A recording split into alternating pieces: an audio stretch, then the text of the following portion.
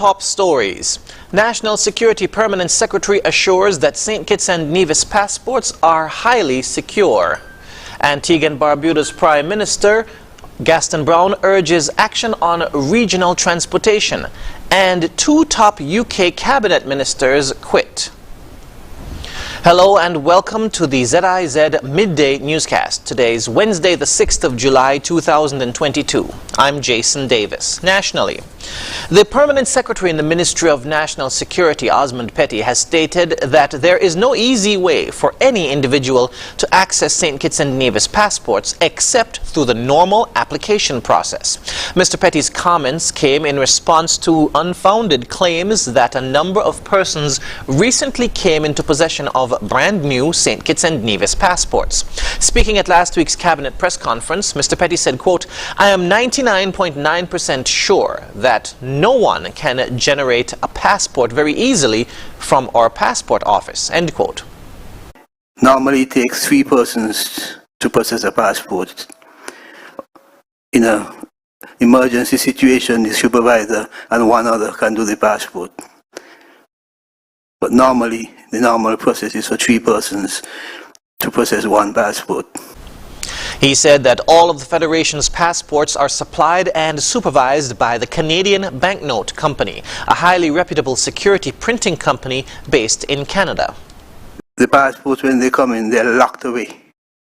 To get into the passport, to remove any passport, the supervisor and our CBN trained technician, both of them simultaneously have to go to the locker and input their passwords and codes to open it and remove passwords and remove passports. The number of passports taken out of the locker at any given time is recorded at the passport office, the office of the Permanent Secretary, and at the offices of the Canadian Banknote, he said. If, for instance, X-passports are taken out, then it's going to crash the system because CBN right away will realize that something has gone wrong. We can't print.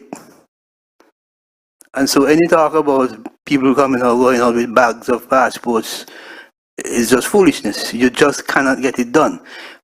No one person can go into the system and remove a passport.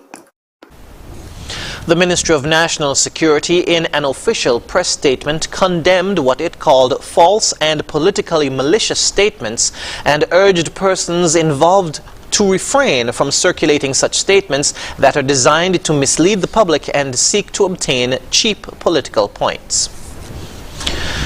The Traffic Department is urging motorists with discolored or disfigured license plates to get them corrected. Sergeant Sophia Henry from the department made the appeal during ZIZ Radio's On the Road program. She said persons are still driving around with these defective license plates which are not according to regulations. We have seen many number plates that is being discolored. Instead, the letters and numbers are white. We are seeing them brown or even black. You cannot identify the vehicle by its number when it's been like this.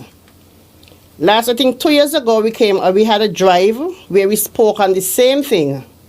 So we are giving you this week to conform to regulation, and of next week, we'll be going on the road and looking for these vehicles. Sergeant Henry outlined the specifications for a license plate according to law.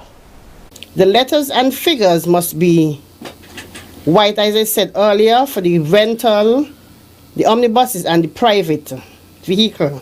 All letters and figures must be 3.5 inches high.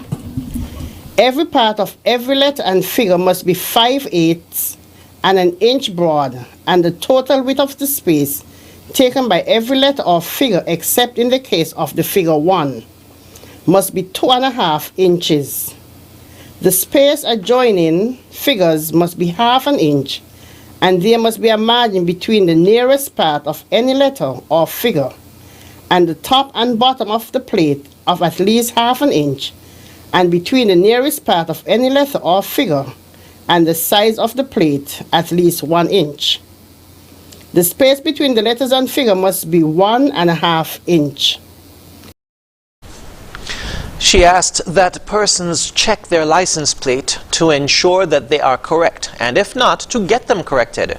Failure to do so will result in a ticket.